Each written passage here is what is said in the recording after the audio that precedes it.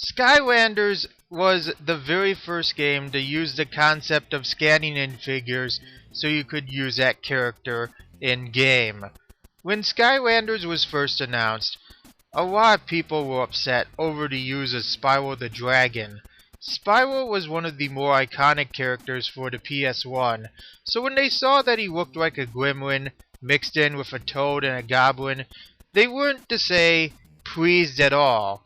However, despite multiple death threats, Activision still finished Skylanders and it became a major success. Enough of a success that Disney wanted to rip it off, henceforth Disney Infinity. But not only did Disney want to cash in on this, Nintendo wanted to do the same thing. And their response to this whole fad was the Amiibo. the Amiibo is Nintendo's answer to Skylanders and Disney Infinity. These figures have become a great success thanks to most of them belonging to popular franchises like Samus from Metroid, Link from Zelda, Kirby from Kirby, and Ness from Earthbound, one of my favorite RPGs ever. These figures are really nice to have if you're a fan of their franchises, and are actually well detailed. If you're actually someone who pays attention to detail, you would notice that these toys are accurate to their trophies from SSB. This makes them great for any fan. A game that uses Amiibo well is Super Mario Maker for the Wii U. They aren't needed to enhance your experience and only net you a costume that doesn't give you any special ability. You can also clear 100 Mario mode, but there is a limit to how many times you can get a costume. My point is that you don't need Amiibo to enjoy this game, and it's not even required. Unfortunately though, not all uses of Amiibo are good. In fact, there are a number of controversial things revolving around these figures. In fact, I'd hate to say it, but sometimes the bad can outweigh the good. Now before we explore the dark side of Amiibo, let's hear a word from our sponsors. Hello audience, it's me, Metaton. How are you beauties? I'm sorry to interrupt this review, but for this year's contest, those who are lucky enough to reach 2nd or 3rd place will win a fabulous consolation prize. If you haven't entered the Fat Man's contest yet, you should definitely sign up right now and give it your all. Ciao! Amiibo can also be a mixed bag. Oh boy, Mario the Plumber. It's been a while since I've actually explored this guy. But basically, this guy was an internet troll, and a very infamous one. Pretty much, he masqueraded as a Sonic fanboy, but he was perfectly harmless and didn't do any damage, at least until this. One day, when Rosalina pre-orders came up, Mario the Plumber took action and pre-ordered every single Rosalina figure off of Target. This resulted in a lot of angry people, and they wondered who would be responsible for this, only to find out that Mario the Plumber was the puppet master behind everything. His reasoning behind this whole scandal was because he hated the character Rosalina, and that he would sell these figures for 3 times the price. This is the biggest problem with Amiibo.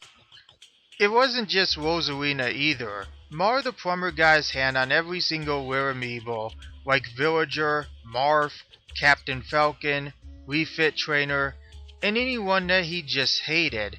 As a whole, the guy was very sexist, and this led to so much frustration from anyone who just wanted to get their hands on a simple Amiibo. Mario the Plumber isn't the only one to even pull something like this off. There are many scalpers out there that will go to stores, pay hundreds of dollars to remove figures off a shelf just so they can sell them for 2 times or even sometimes 3 times the price if you're unlucky. Thankfully though, there is now a God. If you're really trying to find an Amiibo that you can't get anywhere else, your best bet is to visit Toys R Us, because they've actually gotten better with their stock, and they actually have plenty of Amiibo that you couldn't get anywhere else. I mean, if you can swallow up your pride and walk into a store full of screaming kids, then Toys R Us would be your best bet. When you get past the problems with the scalpers, there's a problem that's even worse. Animal Crossing Amiibo Festival is a perfect candidate of this. It wouldn't be so bad if the game itself was free and only required that you go out of your way and buy the Amiibo figures. But to pay $60 for a Mario Party clone and only get 2 playable characters out of the whole package is an insult. If you want unlockable characters like Tom Nook, KK, or any other iconic character in the series, you have to pay $13 a pop. What is the point when you can get a Mario Party game and get every character unlocked without having to pay extra? I mean, yes, you do get a collectible figure, but that is no excuse to hide content behind a paywall. To make Amiibo Festival even worse, you have to purchase the cards separately to unlock characters to use in the minigames section, and the minigames aren't even that good. Another example is Splatoon. The game is actually pretty decent. Its use of Amiibo unlocks side missions, which allows you to unlock equipment that you can use in game, and it's the only way you can get said equipment. The problem is that when Splatoon first came out, it was impossible to find any of the Amiibos anywhere in store, which meant that you weren't going to get any of this content unless you paid an insane amount online. People like Jim Sterling gave up on the whole Amiibo thing after they found out that such content was being held back by this. Oh, and please don't even get me started with Twilight Princess HD. Please don't. You know, with how bad the whole Amiibo thing started out, people were at war with each other. There were even fights that I heard that broke out over these things. There was even a shipment of Splatoon Amiibos that were robbed, which, to be honest, I know it's kinda bad to laugh at, but I laughed at it anyway because it was just so funny. And if you didn't know already, this whole fiasco has a mixed reception. People either like the Amiibo or they just downright hate them. One side loves these figurines because, well, like I mentioned earlier on, they're really nice, and they would be some of the only merchandising of certain characters. The other side hates them because they hide locked content. And for once, I have to actually agree that both sides are perfectly understandable. Only go after the Amiibo that you care about. Don't go after any of the ones that you don't care about as much. And don't collect them for the sake of collecting them.